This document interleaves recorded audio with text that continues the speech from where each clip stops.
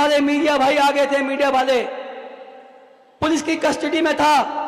काफी ध्यान रखा जाता है कि हम किसी रिस्ट्रिक्शन न कर सके, बात न कर सके, लेकिन किसी की पीछे से आवाज आई कि ताहिर हुसैन साहब, आप मुस्तफाबाद से MIM के प्रत्याशी बनाए गए हैं, आप चुनाव लड़ने वाले हैं, अब आपको कोर्ट ने भी परमिशन दे दी, आप कुछ कहना चाहते हैं मुस्तफाबाद के लिए। मेरा हाथ पकड़ के खींच लिया गया, मैं पीछे गर्दन घुमाई। अल्लाह ने मेरी जबान से कहलवाया था कि बोलेगा मुस्तफाबाद जीतेगा इंसाफ। गलत कहा था या सही कहा था बता दो। बोलेगा मुस्तफाबाद, बोलेगा मुस्तफाबाद, बोलेगा मुस्तफाबाद।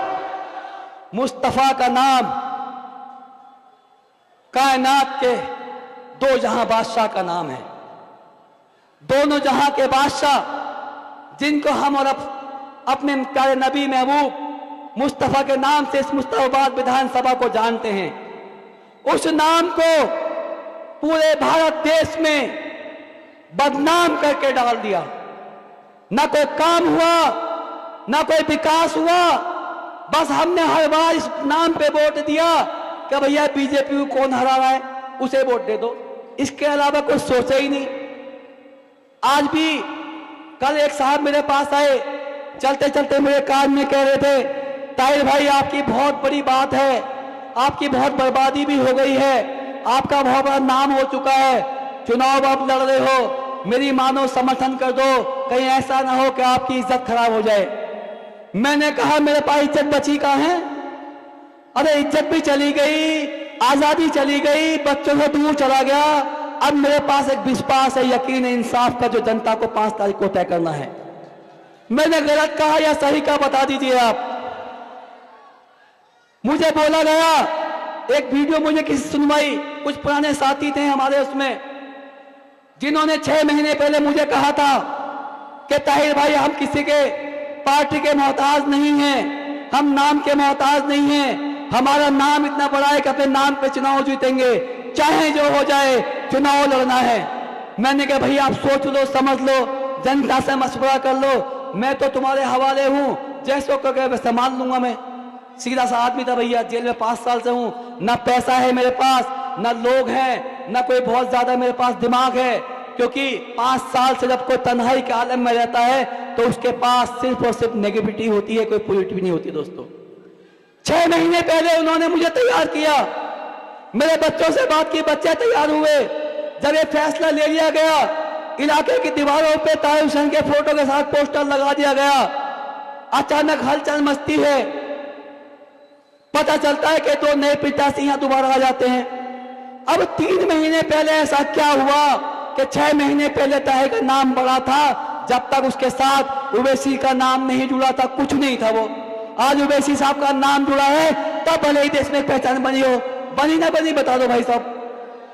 क्योंकि जिस दिन पहली बार अगर किसने बचाव में बात रखी, इंसाफ की बात कही, तो उस दिन MIM का एक प्रवक्ता, एक व्यक्ति जो हमारे इलाके के भी हैं, दिल्ली के भी हैं, दिल्ली से बाहर के भी हैं, सब लोगों ने 2 दिन के अंदर वो मुंहतोड़ जवाब दिया बीजेपी वालों को, कांग्रेस वालों को, कि उसके बाद सबने नाम लेना बंद कर दिया। और जब नाम लिया गया तो 3 चर्चा होती है कि ओखला मुस्तफाबाद अगर कोई जीत रहा है तो उवैसी साहब की पार्टी जीत रही है, ताहिर हुसैन जीत रहा है, सिफाउर रहमान जीत रहा है। दोस्तों ये बात सही है, माहौल है, लोग हैं, जनता वोट देने को तैयार बैठी है, लेकिन एक कमी मुझे दिख रही है, मेरे नेता भी यहां बैठे हैं।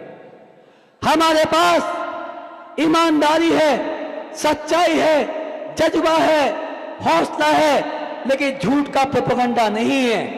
जो सामने की पार्टियां हैं वो झूठ के दम पे पैदा हुई, झूठ के दम पे चल रही हैं। मेरे एक दोस्त हैं जेल में, एक दिन उन्होंने मुझे कहा कि जो तुम टीवी में ये देखते हो मत देखा करो। मैं कहा क्यों ना देखो भैया?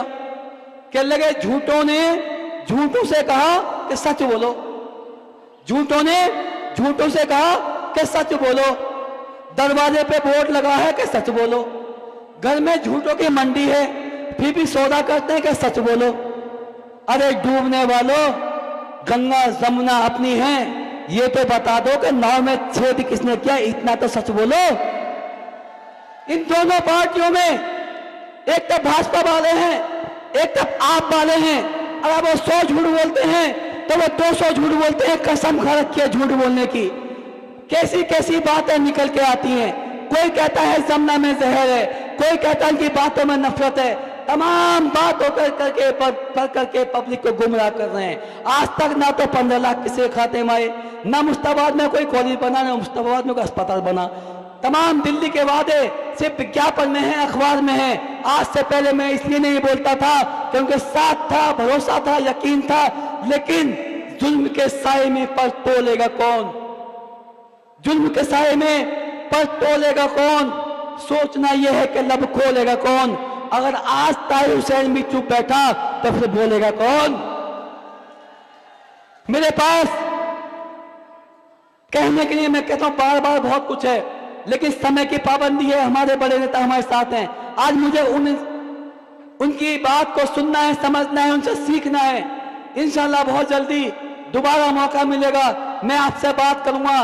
बस एक अपील मैं आपसे करके इजाजत लूंगा कि बदलते वक्त का एहसास जरा तुम भी समझ लेना।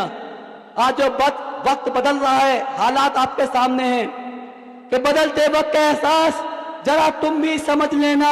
छलकते आंसुओं की लाज जरा तुम भी रख लेना। भुलाकर हर गिला सिकवा मुझे अपना बना लेना। देकर वोट पतन पर तुम ताहिर को जिता देना दोस्तों। ताहिर